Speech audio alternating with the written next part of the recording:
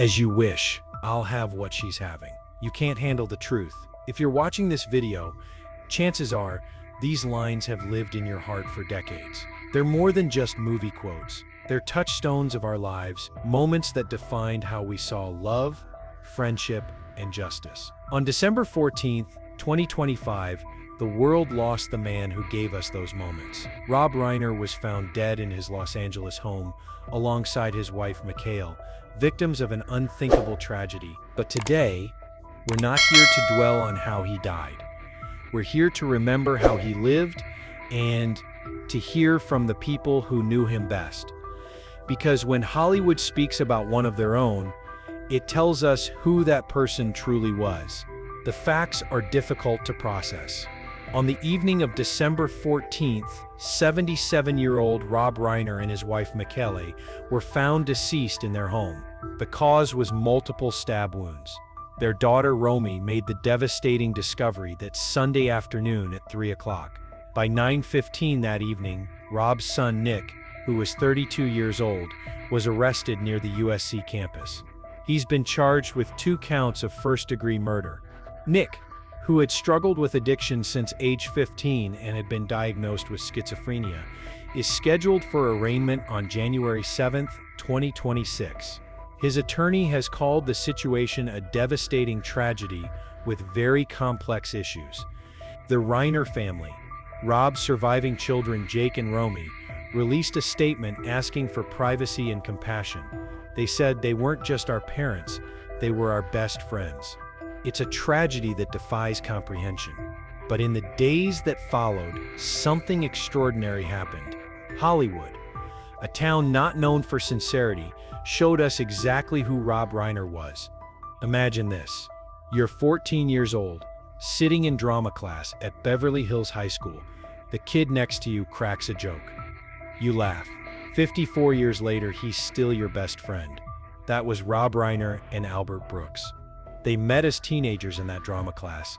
They grew up together, broke into show business together, and navigated the bizarre world of Hollywood side by side for more than half a century. Albert Brooks, one of comedy's greatest minds, spoke about losing Rob. When your oldest friend is taken from you like this, what do you say? How do you process it? For 54 years, they shared inside jokes, professional triumphs, and personal struggles. Brooks was there when Rob transitioned from being meathead on All in the Family to becoming one of cinema's most versatile directors. That's not a Hollywood friendship, that's family. When a former president of the United States takes time to issue a statement about your passing, it says something profound about your impact. Barack Obama released a tribute, praising Rob and Mikhail's belief in goodness and their shared sense of purpose. See, what many people don't realize is that Rob and Mikhail Reiner weren't just Hollywood liberals writing checks. They were activists who fought for tangible change. They battled big tobacco. They championed early childhood development programs. They stood up for marriage equality and civil rights. Mikhail, a photographer who once shot the cover of Donald Trump's The Art of the Deal, became a passionate advocate for children. Together, they worked with leaders like Obama to turn their beliefs into action. California Governor Gavin Newsom echoed this, specifically praising their advocacy for children and civil rights. These weren't celebrities playing activist. They were activists who happened to be celebrities. There's a difference. Obama recognized that difference. In 1986, Rob Reiner directed one of the most perfect coming-of-age films ever made, Stand By Me. It was based on a novella by Stephen King called The Body. And when Stephen King, a man who's seen his work adapted hundreds of times, calls you a wonderful friend and brilliant filmmaker, that means something. Think about what Rob did with that story. He took King's meditation on childhood, friendship, and loss, and he made it universal. If you're over 45, you remember exactly where you were when you first saw that film. You remember how it made you feel.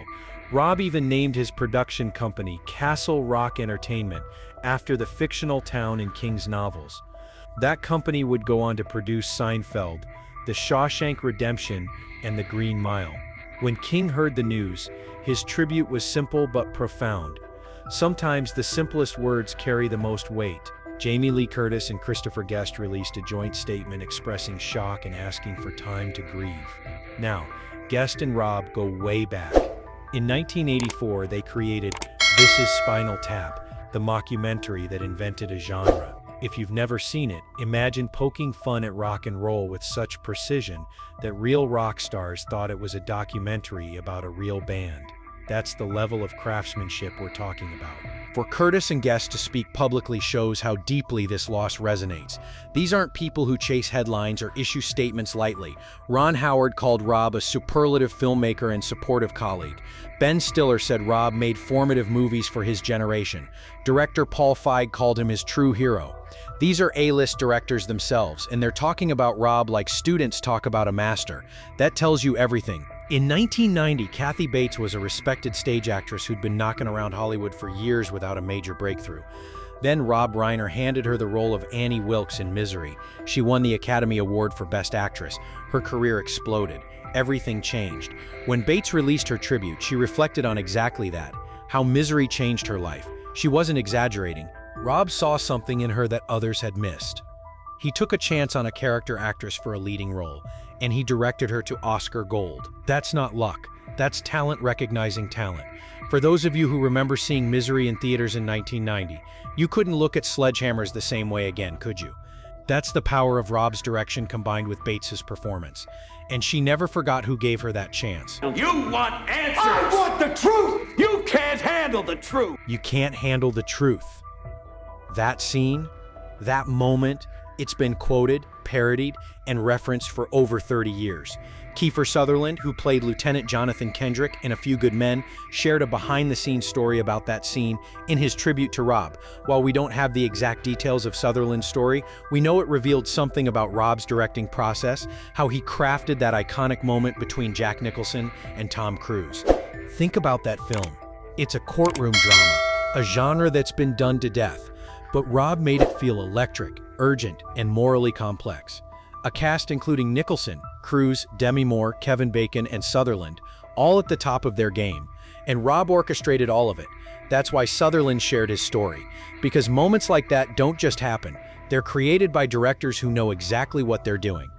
Billy Crystal, Martin Short, Larry David, Albert Brooks, and others.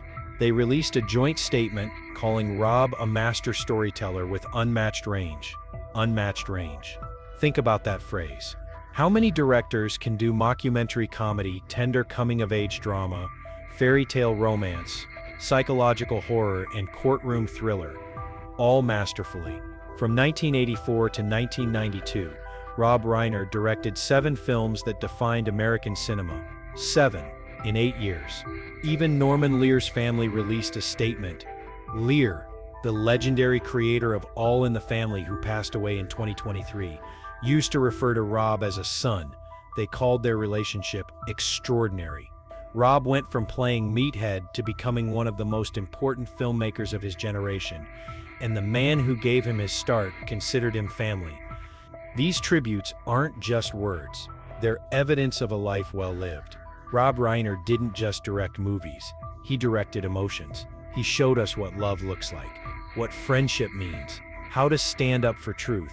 And he did it with humor, humanity, and heart. When Hollywood says they can't believe he's gone, they mean it. Because artists like Rob, who could work in any genre, who made everyone around him better, who used his platform for genuine good, are rare.